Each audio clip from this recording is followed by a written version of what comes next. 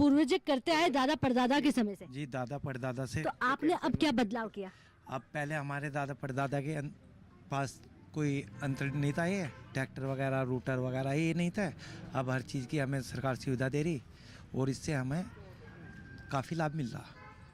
अच्छा, आप लाभ की बात कर रहे हैं, लेकिन बात तो आज भी आप वही कर रहे हैं, 4 चीजें लगा रहे हैं, गन्ना लगा रहे हैं। मैंने देखा लोग आजकल फल भी लगा रहे हैं, सब्जियां भी लगा रहे हैं, ऐसा कुछ आपने किया है? मैम इधर फल की अभी हमें कोई योजना नहीं मिली और ज़्यादातर हम यहाँ मुख्य खेती हम गन्ने की करते हैं जी। तो हमारा यहाँ प्रदेश जो है गन्ने से ही प्रमुख है और इसका पूरे वर्ल्ड में उत्तर प्रदेश का नाम है गन्ने के नाम से। और आप वही लगाना चाहते हैं? जी, हम वही लगा देते हैं। उसमें अच्छी आमदनी मिल जाती है? हमें दूसरी फसलों से 2 गुना आमदनी होती है, तो जिससे कि हमें गन्ने की पैदावारी ज़्यादा करते हैं हम। ठीक है, बैठिए। चलिए भाई, जब अच्छी आमदनी हो रही है, किसानों की आमदनी बढ़ रही है, तो फिर क्या चाहिए? जी, आप भी खड़े होइए। आपका क्या नाम है? मोहम्मद वासिद। मोहम्मद जी, आप क्या करते हैं? मैं खेती करता हूँ। खेती? जी। अब आजकल की खेती है या पहले वाली खेती है? आजकल की खेती बढ़िया है, पहले से ज़्यादा अच्छी है। आपके समझाइए, पहले वाले में क्या बुराई थी और आज? तो इतनी लागत ज़्यादा देते थे और कम निकलता, अब कम लागत में ज़्यादा निकलता है। ये कहावत सच है कि कम लागत में ज़्यादा मुनाफा? ये सच है। अच्छा, गन्ना कैसे लगाते हैं? आजकल गन्ना की अलग अलग विधि हो गई है, अलग अलग प्रकार से गन्ना लगाते हैं, कोई चौड़ी विधि से, कोई टंच विधि से। आप कैसे लगाते हैं? हम नेड़ी विधि से लगाते हैं। इस विधि को समझाइए। ये 30 इंची पे जो अगर टंच का बोते हैं जो उसमें फसल लेना चाहते हैं किसान, दूसरी फसल मिल सकती है उसमें। जैसे कोई बीच में मिर्च या भिंडा लगा दे, उसमें डबल मुनाफा मिल जाता है। अगर जो 30 इंची पर लगाएगा उसमें कुछ नहीं लगाने का, उसमें और गिन का होता है। तो इसलिए मेरी वह है मेरी तरफ से तो टंच में बोना चाहिए, जो दूसरी फसल भी ले सकता है, मिर्च या भिंडा कुछ भी लगा सकते हैं उसमें बीच में। ठीक है, बैठिए। धन्यवाद जी। आप भी खड़े हो जाइए। क्या नाम है आपका? मोहम्मद रिजवान। अच्छा मोहम्मद जी, जब आज खुद आप टीवी पे खुद को देखेंगे, जब आपको पूरा देश सुन रहा है, वो ये देखेगा कि मोहम्मद जी जो मुजफ्फरनगर में रहते हैं वो खेती कैसी करते हैं। खेती में फ़ायदा है कि नहीं है? खेती में फ़ायदा है जी, और मैं चाहता हूँ कि नई नई कोई चीज़ लगाना चाहता हूँ, जैसे मक्का हो गई और सब्जी भी हो गई। और नहीं, मैं चाहता हूँ कि गन्ना और ये वैसी फसल कम करना चाहता हूँ और उसमें मक्का और धान, गेहूँ और भिंडी, फ्रांसबीन, इस तरह की सब्ज़ी लगाना चाहता हूँ नई नई। और उससे मैं चाहता हूँ कि नहीं उससे वो मिल जाए ताकि अच्छी वो है, क्योंकि काफ़ी लोग लगाते हैं यहाँ पे गन्ना ही लगाते हैं। और गन्ने के साथ साथ मैं चाहता हूँ कि मैं अपनी अलग से नई फसल लगाता हूँ। आप ये चाहते हैं या शुरुआत कर चुके हैं? शुरुआत कर रहा हूँ थोड़ी थोड़ी। चलिए बैठिए। देखिए, पहले ऐसे किसान हैं जो कह रहे हैं कि थोड़ा परिवर्तन करना चाहता हूँ। देखिए, परिवर्तन बहुत ज़रूरी है, चाहे वो आप अपने जीवन में लेकर आए, चाहे आप समाज में लेकर आए या फिर खेती में। सर खड़े हो जाइए। अच्छा, लगातार गन्ने की खेती करने वाला किसान ये पूछ रहा है कि मैं अब गन्ना छोड़कर अपने खेत में कुछ और करना चाहता हूँ, तो क्या हमारे तमाम किसान सुन रहे हैं, वो लगातार 20 साल से 50 सालों से गन्ना ही गन्ना बोए, तो उससे ज़मीन को क्या नुकसान हो सकता है? मैडम ऐसा है, कोई भी फसल यदि हम लेते हैं उसकी फसल की अपनी रिक्वायरमेंट होती है। नाइट्रोजन, फास्फोरस और पोटास और जो माइक्रोन्यूट्रिएंट है उसकी अलग डिमांड है। विशेष रूप से अगर प्रजाति में भी देखते हैं तो प्रजाति में भी अलग अलग डिमांड उसमें है।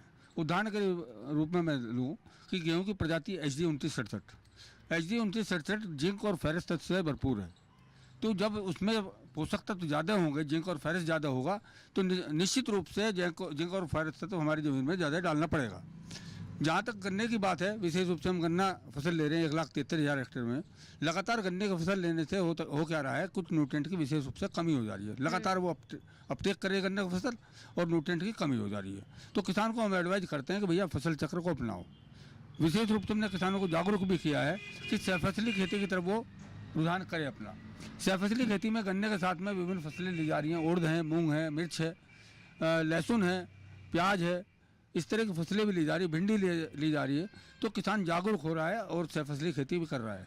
विशेष रूप से इसमें नई टेक्नोलॉजी का विशेष रूप से योगदान रहा कि हमने ट्रेंच विधि या अन्य विधि ऐसी आई कि दूरी हमने बढ़ाई है, और नई टेक्नोलॉजी के साथ साथ वैरायटी का भी योगदान विशेष रूप से रहा है।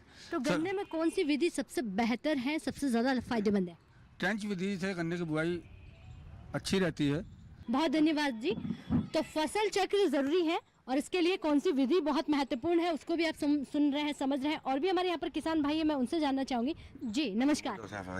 मोहम्मद होसाफ है नाम मेरा, किस खेती करता हूँ जी मैं। अच्छा मोहम्मद होसाफ जी, खेती में क्या क्या करते हैं आप? मैं तो फूलों की लूँ जी खेती। फूलों की खेती, ये देखिए आप एक नए किसान मिले, हर किसान के मुंह से हम गन्ना ही सुन रहे हैं। गन्ना नहीं लेता जी, मैं तो 20 साल हो लिया फूलों की खेती करूँ जी। आप अकेले हैं और भी कोई किसान करता है? हाँ, वहाँ बराबर में बहुत सारे किसान हैं मेरे, वहाँ फूलों की खेती चले अच्छा जी। गेंदा है, गुलाब है और कई तरह के फूल हैं उसमें। जी, तो मार्केट है यहाँ पर फूलों की खेती के लिए? जी जी, बहुत अच्छी। सुबह ही आड़त पे आ जाए आप, वो ले जाए सर। अच्छा, अब मुझे ये बताइए फायदा किस में है, गन्ना में है, गेहूं में है, या फिर फूलों की खेती में? हमें तो फूलों में ही देखा आज अच्छा, जी। जब फायदा है फूल में देखा तो हमने गन्ना छोड़ ही दिया बोला। पूरे खेत में फूल लगा रहे हैं या फिर कुछ गेहूं गन्ना भी लगा रहे हैं आप? बस बीच में गेहूँ भी बोते हैं, धान भी बोते हैं, जैसे खाली हो खेत ऐसा करेंगे जी।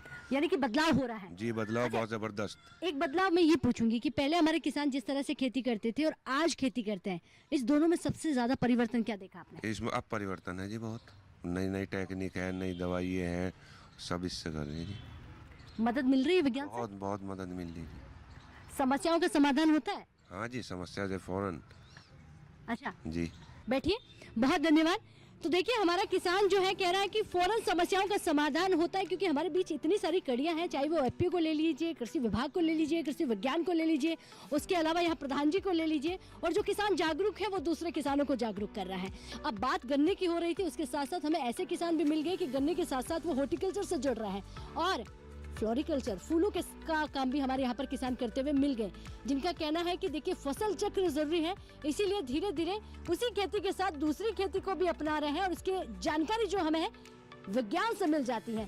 चलिए चर्चा को यही खत्म करते हैं, क्योंकि आज का कार्यक्रम जो है उत्तर प्रदेश से आपको दिखा रहे थे, वो उत्तर प्रदेश जो मिठास आपके घर घर तक पहुँचाता है। अब इसी मिठास के साथ साथ तमाम अन्य चीजों के साथ भी हमारा किसान जुड़ रहा है। नमस्कार।